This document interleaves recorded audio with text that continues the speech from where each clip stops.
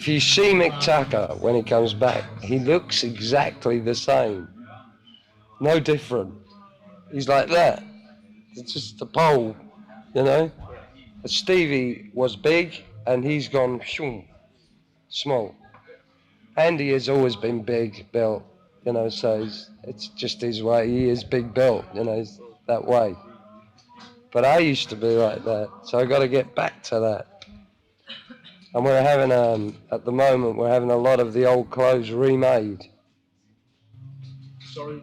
The old clothes that we used to wear, the leather, they're being remade again.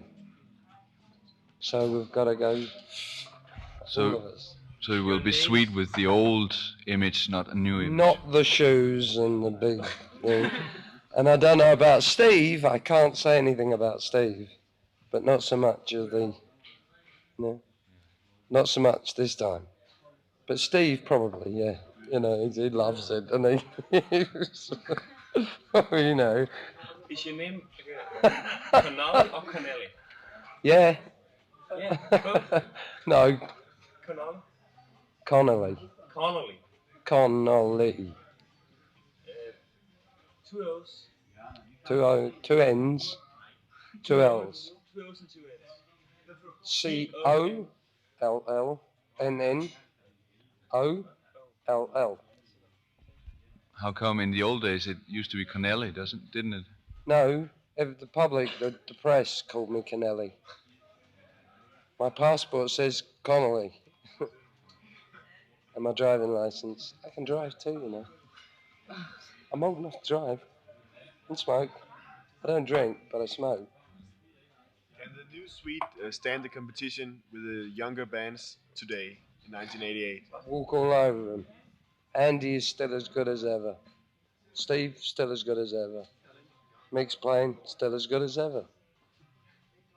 The new bands can't play like they can. Can you make some hits? What you should have said was, instead of saying, can Sweet compete with the new bands of today, you should have said, can the new bands of today compete with Sweet?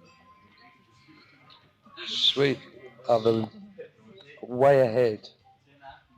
What you used to as do? Musicians, and I'm not the musician in the group. A little, but not much. What used to be in Sweet's music was the very high choirs and the very big choirs. Can you do them live? Mm-hmm. We will be. Who makes the high voices? The highest voice is Andy. He's got the highest one. You never did any playback on that? Hmm? You never did any playback when you were out on that? On stage? Yeah. No. Don't believe in it. You gotta play it wrong, man. You gotta sit there and go twang, twang. No, I don't believe in tapes. Except for sirens. That wasn't a person, the siren. That was a tape.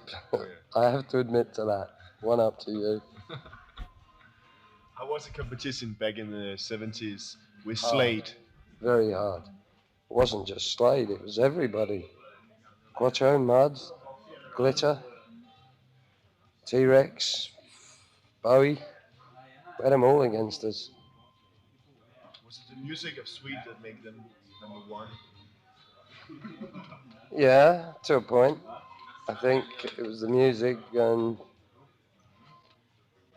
Well, I can remember playing the first tape that we did of Blockbuster before we put a siren on it.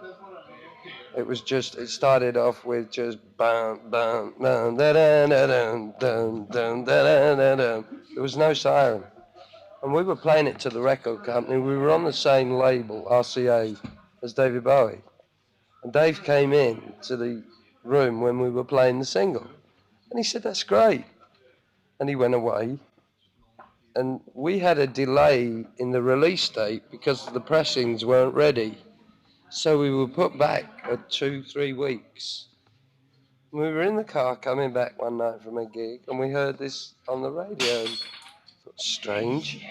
And it was going dun dun dun dun dun dun dun dun. We said, hey, turn it up, listen. Da-da-da-da, Gin Genie, da-da-da-da, and that's where he got it from. Gin Genie. He heard Blockbuster and went away and wrote Gin Genie. You never think that it was the magazines that more created sweets than your music for the teenagers. No, I don't think so. No, the reaction in the ballrooms 10 years old. was the reaction in the ballrooms.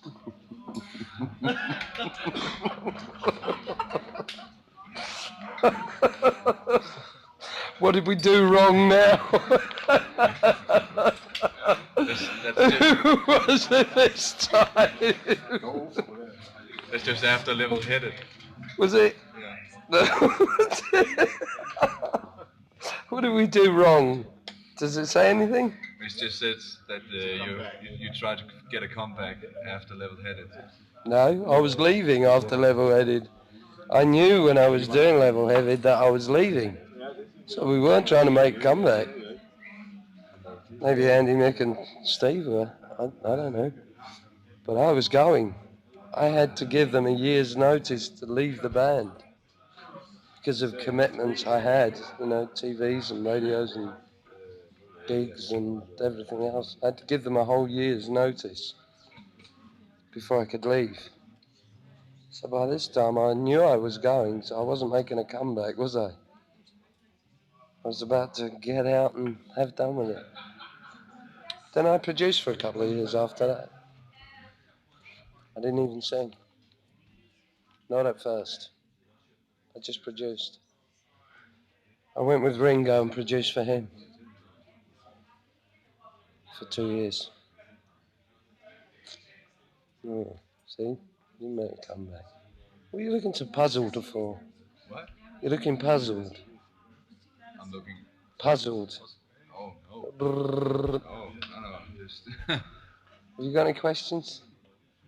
Ask me later. What's your favorite song? That's difficult.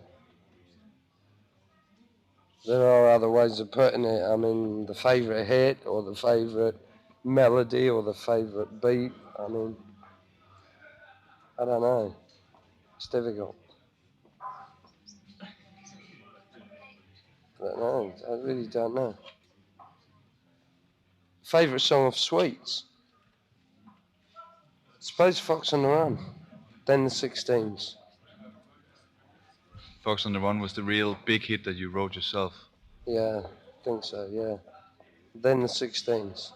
I thought that was a great song. A great meaning. A lot of meaning. Are you fed up? Excuse me, are you fed up?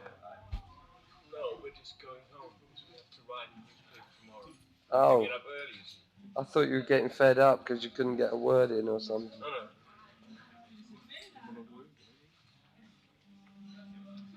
Thank you very much. Yeah. Welcome. I think that's it for us too. Yeah, you're welcome. You're welcome. Welcome.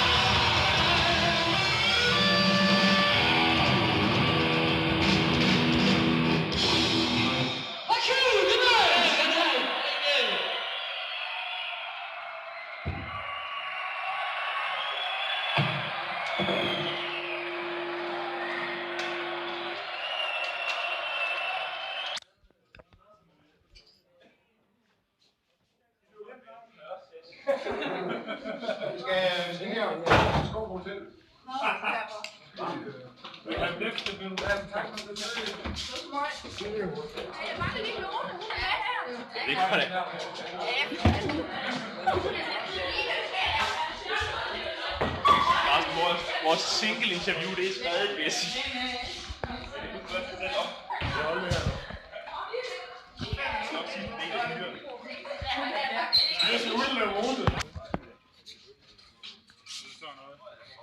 vil godt have sådan noget. Vi skal bare lige have arrangeret det.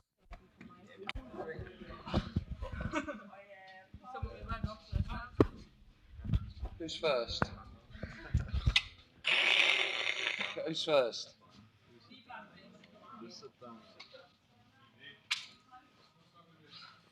Am I doing the right thing then? Ja.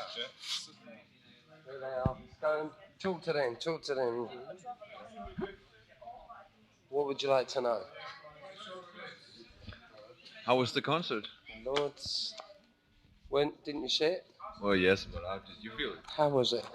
Yeah, I think it was a little too loud. Pardon? I think it was a little too loud. I definitely agree with you. Next, what did you think?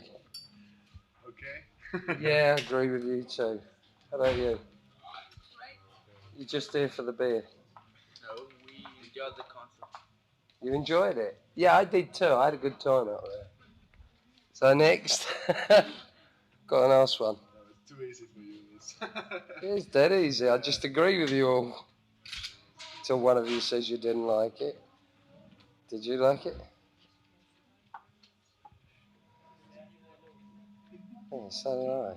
Hey, I have a question. See you soon. Oh, whoops. Sorry. I'm sorry.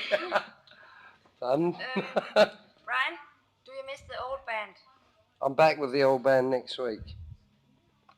And you want to enjoy it? I'm joining them next week in Los Angeles. And it will be good? I think so, yeah. I think we're all older. We've got a lot of experience. Steve, will he follow you? Yeah, Steve's in as well. And Mike Chapman. Yeah, they're all in. Mhm. Bryan, are you going with us to Connolly tonight? Where's that? Not far from here, but there's a party. I'm coming. Yeah, I know that. You going? Yeah, of course. No, not you. You going? You going to the party? Why not? You should all go to the party. Then that's all right. Then everybody can enjoy themselves because there'll be plenty of people there. It's no use if there's a party just she and me are there, is there? No. Just Steve us and Jory two. Yeah, but the others will come up with us. And the band. Yeah, and Well, there you are. And you are And gonna see yeah, and striptease. pardon? You're gonna see a striptease number What's that? in Connolly. In curling? A stripper tease? Yeah, A stripper tease? yeah. Was ist, do you speak Deutsch? Ja, ein bisschen. Was ist das? Das ist, wenn man alles auf... No, it's not allowed. No, I'm a good boy. Where are you going? We're talking, it's her fault, she brought it up. I want your name in our book. Certainly though. Do you want it now? I'll come up to the desk and do it. I'll come up to the desk and do it. Okay. I'll come up to you. Okay. Sorry, can I ask a question? Sure. Do you have the same fun playing today as you did 15 years ago? More. More fun today. Why? Because 15 years you're trying hard to show people that you can do what you can do. And nobody believes you. You've got to tell them, you've got to show them. You know, so at home you sit and you think, I've got to go out and show them. I've got to go out and prove it. But now I can sit at home and I think, well, I enjoy it. Do I have to go out and prove it? I've got gold discs all around the walls for thousands and thousands of records. So do I have to go out and prove it? No, I don't have to prove it. But if I do it, people still enjoy themselves. So now I do it because I'm enjoying it and they're enjoying it. Before they were enjoying it, I had to prove it. Or we had to prove it. Sorry? Pardon? How many years have I been doing it? when I was about your age, I was an actor first. I wasn't a singer, just acting. Do you know what I mean? This evening you only From play... that big. And then when I was about 11, somebody asked me if I could sing, and I went on television to sing. And the people wrote in and said it was good. So I got on, that's how I started. So it's about 25 years. Have you ever thought about getting a nice quiet job? Like Yes, I've thought about it. It's like a nightmare. I couldn't do a normal job. It's just not in me. When I was younger, I joined the Navy. I was in the Navy for 2 years. But that's all.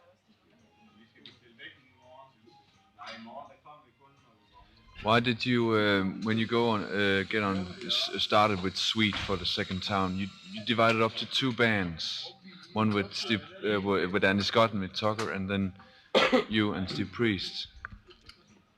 Well, originally, from the original band, we were a happy band. We were working well. We were good friends. You know, we were buddies, all four of us. Then in came one manager, then another manager, then somebody else, then somebody else, then somebody else, and somebody else, somebody else, somebody else. And all the time it was this. You gotta have this, you gotta have that, you gotta do. Suddenly everybody forgot about the four people in the group and the music. They weren't interested. They just wanted to sell thousands and thousands of records. They didn't care about the music. The public did, but the people around us didn't. And I could see it, so I said, bye, getting out. What time did it start to? About 1979, I got out. I said, that's enough, I've had enough. After Level Headed? After that manager and him and him and him, I don't want to know. So I got out. But now we agree, the four of us, that we're back. And the only other person that gets any say at all is Mike Chapman. Apart from that, we don't listen to anybody.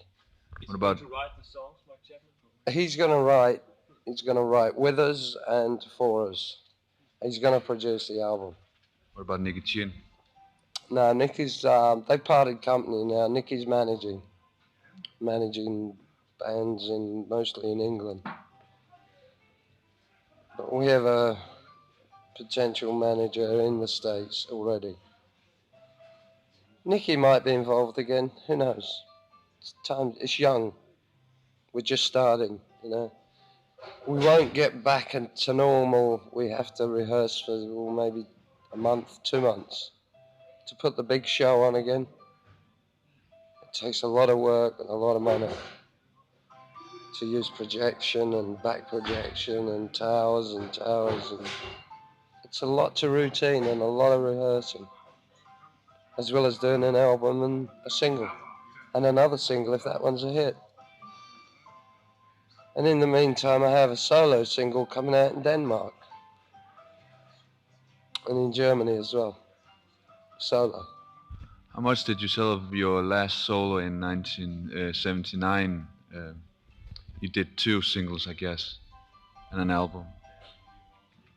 Yeah, I did Take Away the Music, that was one of them. Yeah. And You Don't Know a Lady When You See One. Don't You Know a Lady, yeah. That's right. Don't You Know a Lady I didn't write. I didn't particularly like it, but everybody else did. I didn't particularly like it.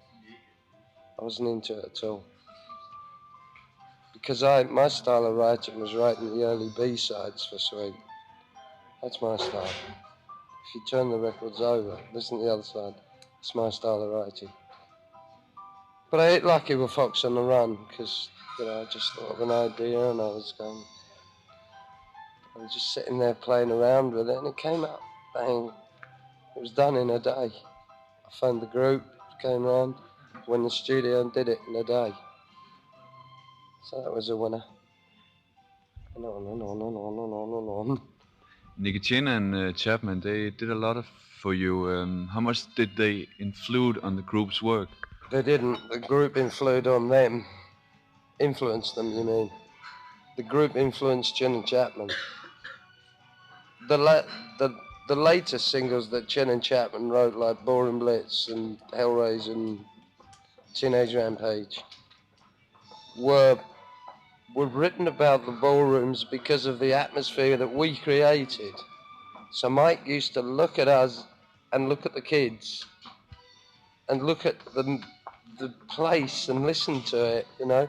So he'd go home and he'd write a song about it, about them screaming and tearing things and pulling the ceilings and tearing stuff off, ripping up the seats. He went mad once. And you wouldn't believe the knickers that we used to get thrown on stage. Hundreds of them. I could start a shop selling girls' knickers. I could. There's hundreds of them. How was it being a band in the 70s on the top? It was good fun. I suppose I'd do it again because when you don't know, you don't know. But it's not too good when you get right up there because you can't move, you can't go to a shop, you can't go in and buy things. And if you're driving in your car and somebody sees you, you know, you have to go quick because otherwise there's all people on top of your car, which happened a few times. That part I didn't like. What about the relationships between the other groups? I mean, Smokey and Susie Quadra and so on. Smokey we got on okay with. Mud, it was our idea to get Mud for Chin and Chapman because when they played it to me first. They played me Dynamite. I said, no, not for Sweet. So they said, well, who? I said, well, there's a band I know. They weren't called Mud, so I got the band to come down and talk to them. So Chin and Chapman decided to call them Mud. Then they gave me a song called Can the Can. I said, no, I don't want to do it. So Susie Quattro did it. I was thinking of today's musicians have a lot of competition between the groups of getting there first. How was it in the 70s? It was difficult. We had 4 singles out that got nowhere on EMI before we met Chin and Chapman. They sold fairly well, but we were very, very popular in England as a group.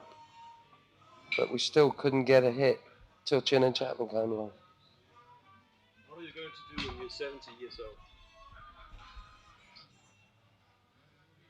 You mean next year?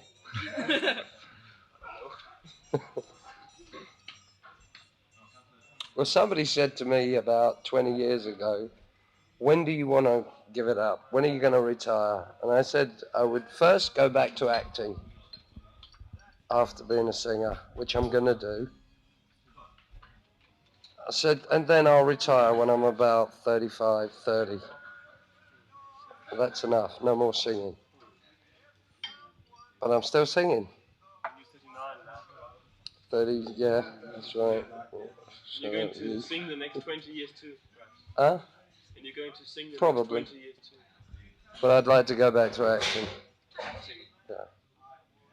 For a while. On theatre or? For the next 2 or 3 years, I'll be with Sweet. Yeah. Theatre and television and films, if I do them. Don't know yet. How was it? I keep returning to the 70s because it's a kind of era, isn't it? A kind of special. Sweet's era. Yeah. And how was it being an idol? I mean, you were hanging on probably the most teenage girls and boys' rooms at that time in the glamour clothes. And how was it? Didn't you ever think of that? Yeah, and a lot of very, very strange things have happened. But I've been offered a lot of money from national papers in Britain to tell them stories, but it's better not. No. Because if I told the truth and I told what happened, it would upset people. It would upset their parents. It would upset their relations. It would just upset people. So I say nothing. And I've been offered many times a lot of money to talk. I wouldn't. because it's just fan mania as far as I'm concerned. Just one of those things at the time. They all probably regret it now they've grown older. Is there a difference between the fans and the idols today? And They're a little bit more sensible these days. I've seen them still get fanatic. Last week, we did a gig in Britain and it got out of hand. Completely out of hand. You know, the girls were going mad, poddy. It was silly. Because the police get involved and then, I don't know, there's just all hassles and everything, you know, and there's no room for music anymore. So it's silly. But generally they are very well behaved nowadays. They enjoy themselves, you know, they stamp, they push and they want to do what you're doing, they want to communicate with you. That's good, as long as it stops there.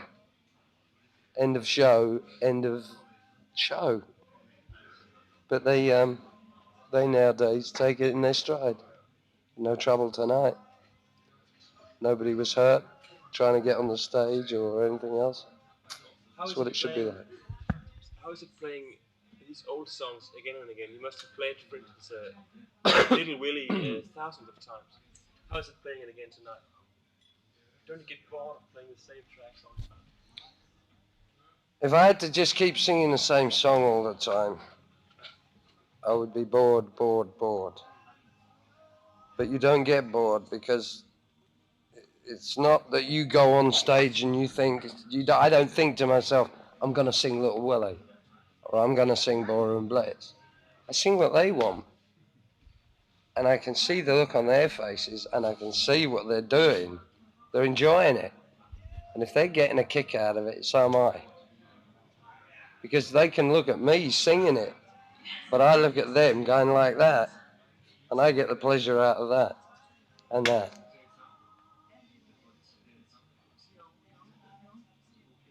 So, in a way, you're singing for the audience now, not for yourself. Or? Very much for the audience, not for me.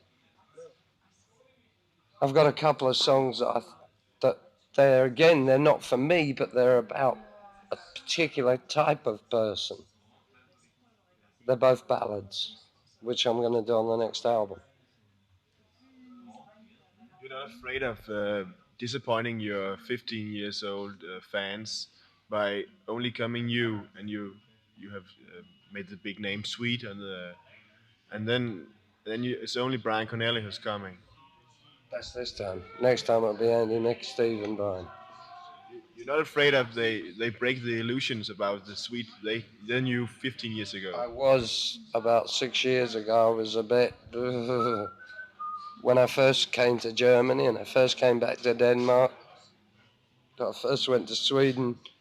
I first went anywhere. I was a bit dubious about how they would react to just me without the other three. But these guys are good. And they do just as good a job as the other three. All right, so they're not the legend. You know, Mick and Andy and Steve are the legend. But these do the same job, just as good. So I'm happy. You don't think it's breaking the illusions about the 15 years old Sweet? I don't think it's a what? Breaking their illusions about the fans then. Not really, no. Can you tell me how the 15 to the 18-year-olds can all stand round the front now and I'm singing the words and so are they? How do they know them? I mean, the fans you had 15 years ago, who's 30 and 35. I still get letters every day, dozens of them, from fans 13 years ago. Still. And phone calls. And new fans too. Always new fans.